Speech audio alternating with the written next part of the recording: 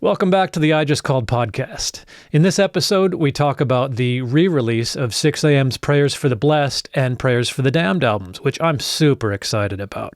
We have a great conversation, including some things you probably didn't know about the recording of those records. So let's get into it.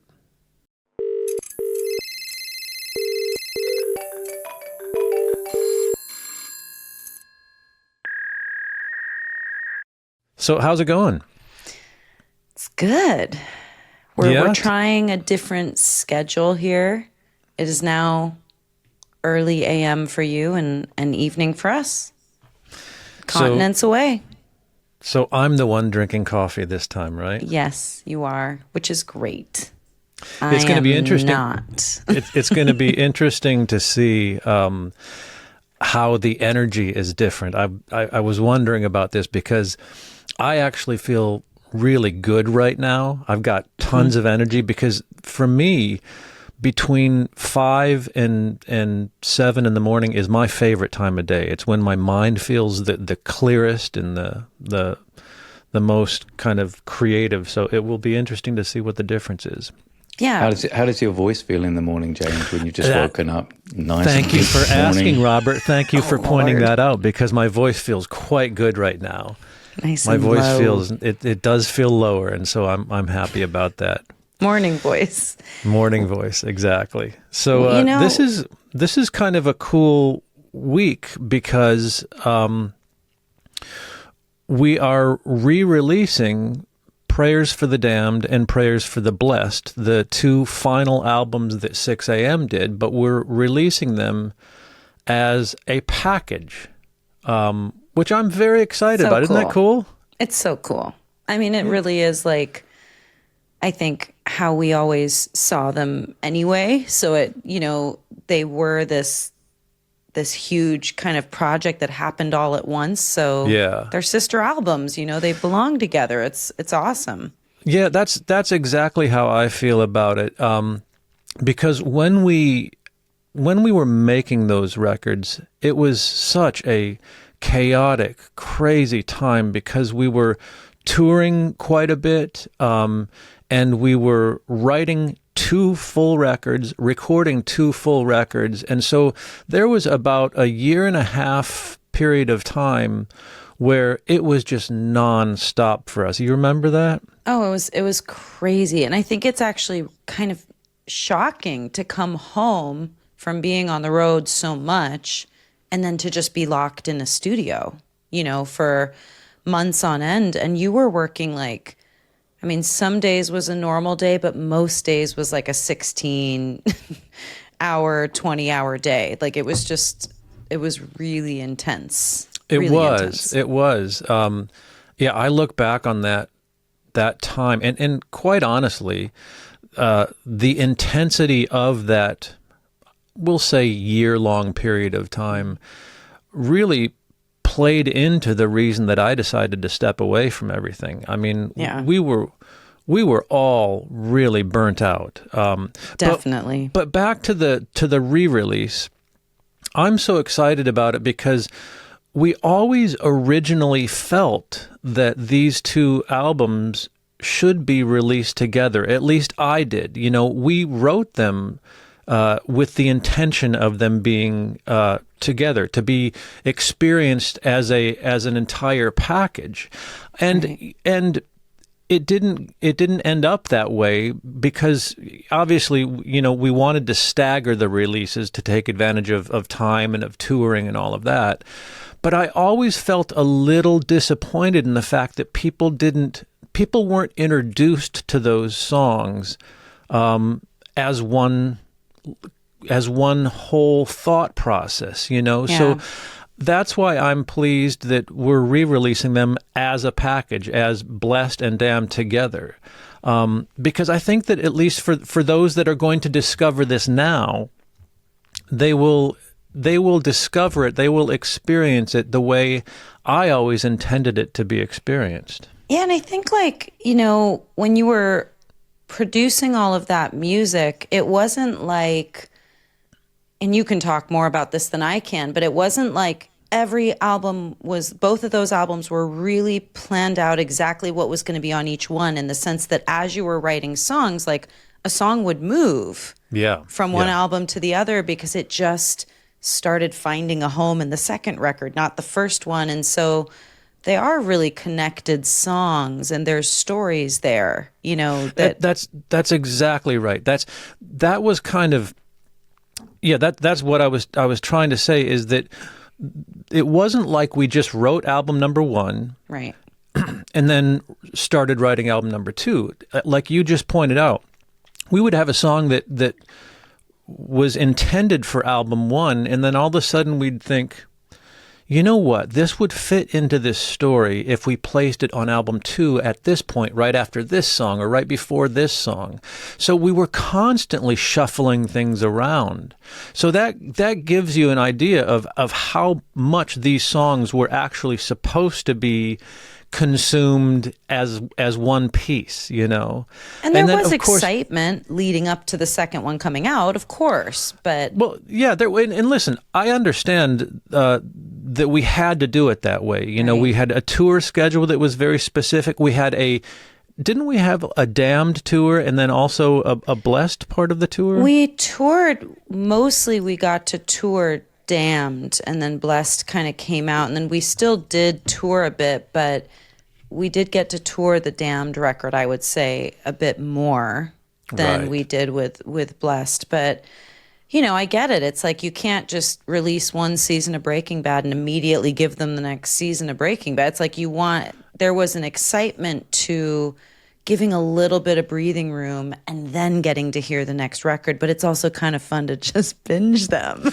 Yeah, I think that's exactly gonna be cool. Exactly. In fact, I think the label did a good job of coordinating all of that stuff. So I'm not upset about that. I'm just really pleased that now we're doing this re-release, because this was my original intent in the first place. And of course, there's also some new material on this new version. You took the words out of my mouth. I was going to say, and there's also some new stuff on here. It's like, that's the other exciting thing, is you're going to hear some new versions of these songs, and that's what's really cool too. Yeah. We'll get into a couple of the new things, but the one that I'm really happy about is there is a new mix of We Will Not Go Quietly on here, and I'm just so glad that I got the opportunity to do this, because that was when I mixed that song originally. It was at the peak of the chaos of being on the road and still trying to finish a record. Do you remember that? You were mixing it like while we were out. We were That's away. Right. You weren't in your studio. That's right. I had a laptop. I had a laptop and headphones, and I would be on the back of the bus mixing that song, which for those of you that are familiar with the mixing process, it's not an ideal situation to be mixing something on a laptop with headphones in a bus. You want to be in your familiar listening environment with the speakers that you're familiar with and the room that you're familiar with. So, I did the best I could, and I think that original mix sounds good enough. But it's a great mix. Yeah, but I always felt that I wanted to get another shot at that. And this opportunity gave me that shot. So what I did is I went into my studio, into the environment that I'm comfortable in, and I remixed that song. Just for my own satisfaction, I didn't ever intend that it was going to be re-released. And then when this re-release opportunity came along, I was thrilled, because I thought, well, this is a perfect time for us to put that new mix, just so that people can hear how I originally intended that song to sound. Now, for the untrained ear, there may not be that big of a difference to you when you listen to them or when you compare them, but to the trained ear, there should be a significant difference. So I'm excited about that. I mean, is there something specific you can even just remember and pinpoint about it that you really wanted to hone in change? on? Yeah, Yeah. absolutely. I always felt that the kick drum was, and I always obsess about kick drums, but I always felt that the kick drum on the original mix it wasn't married to the rest of the track. It wasn't married to the bass guitar. It didn't sit the way I always intended it to sit. And that is purely a result of mixing on headphones. I just didn't have that perspective right. And then also, I always wanted to feature Nicky's bass a little bit more on that, and I was able to do that on this new mix. So, yeah, it's just overall, the overall listening experience on this is more satisfying to me now. So I'm really excited about that. It is kind of crazy, like, not to totally segue, but you'll listen to something in your ear pods, and then you'll listen on a different speaker, then you'll listen on a different speaker, and it really is kind of crazy how different it sounds. And so you do need the references, and you didn't really have any references when we were out there besides those speakers on the back of the bus. Yeah, no, it's absolutely right. Yeah, like you said, I didn't have my normal references. So, And usually yes, you go in your car too. You'll go in your car and listen to things too after you've mixed it in the studio. That's right. You'll always try to listen on as many different speakers as you can, just to tell how it's going to translate from one system to another, because everyone's system is different. Now, shifting gears here a little bit. Yeah. The other tracks, the other new tracks there's one of an acoustic version of Maybe It's Time, which there have been a few versions now of that song. And I really like when we got off the road originally, I was posting these little acoustic clips of songs, not just 6 a.m. songs, but, I would do a Bruno Mars song or a Lady Gaga song. Right. I was just doing these kind of acoustic piano vocal things and really was enjoying that. And so I ended up doing a piano vocal version of Maybe It's Time. And that is also one of the new tracks that's on this. And It's so good. It's a cool version. I'm quite pleased with that. I actually recorded that here in my studio in Ireland. One of the first things, I guess. Yeah, over there. well, that and the other new track is a version that you and I did together of Prayers for the Damned. I'm so excited about this one. It's I really really am. cool. It's really cool. It's again a piano vocal version, but then one of the things that I always loved about the original version of the studio recording of Prayers for the Damned was all of those amazing chorus, like choir vocals that you did. Right.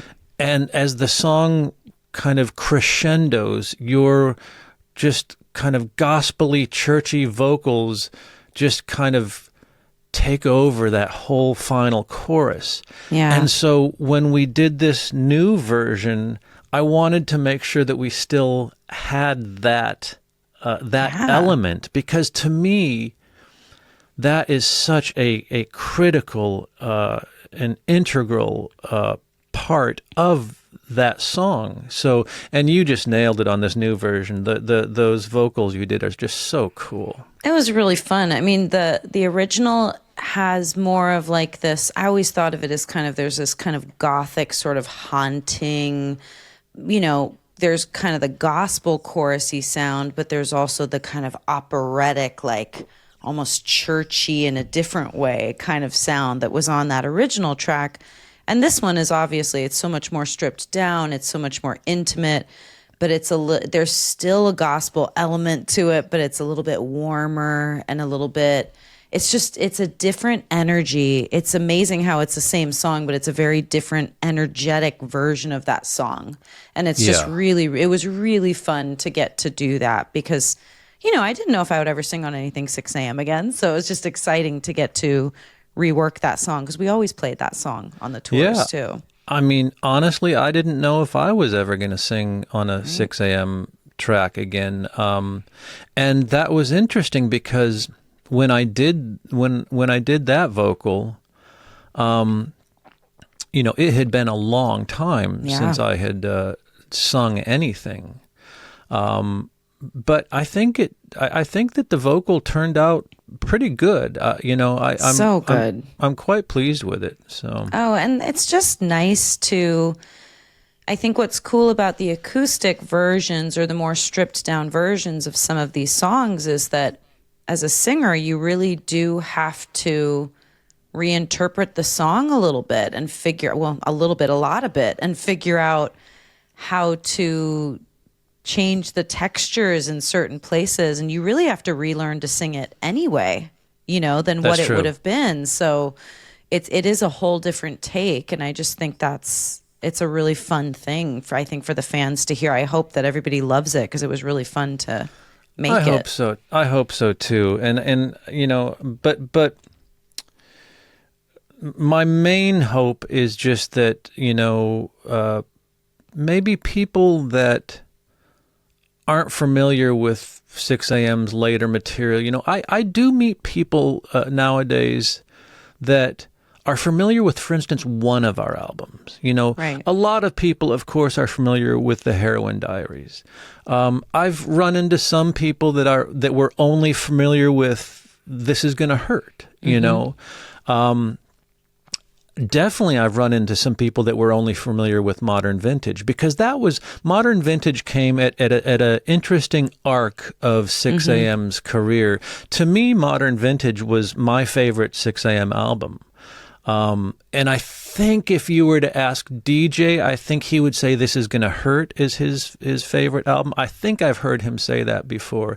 But in doing this re-release of Prayers for the Damned and Prayers for the Blessed, I've gained a new appreciation for the work on both of those albums. I just think that, again, going back to that kind of chaos that we were in at the time we were making those albums, I didn't really have a perspective to kind of step back and appreciate that. And there are some really, really good songs on those two albums. Oh, they're so good. I mean, it's crazy because I feel like within the last 6 months, I consider that recently, listened through all of Blessed. And I hadn't done that in a really long time, just in the car. And I'd forgotten certain things on it. I'd hear a section of a song and go, oh shit, I remember that day when James was working. It brings back a lot of memories. So, and I do think it's going to be a really cool experience. We ordered the vinyl. I'm excited to get the vinyl in the mail. Robert, you ordered the vinyl. It should be coming this week, right? Yeah, I think it's going to ship on June 6th. Fantastic. So exciting. So, that's going to be a fun experience to just open that up and see all the pictures and it's such a great albums. Well, I'm looking forward to seeing the comments that we get when it is re-released. I know that there's a lot of people that have been looking forward to that. So so this will be fun. This is a fun week, and we should both be very proud and very and we should be celebrating this. Totally something to celebrate, and it's crazy how fast time goes, and it's just we had a lot going on in those few years, and it was a lot of music to make very quickly, and you very rarely left your studio cave, and it was a big feat, so it was an exciting time, so I'm really proud of it. Yeah, I hope everyone enjoys it. Well, we should sign off here. We've been talking a while. Hell yeah. Anyway, it's good to see you, and always we'll talk good soon. to see you guys. All right.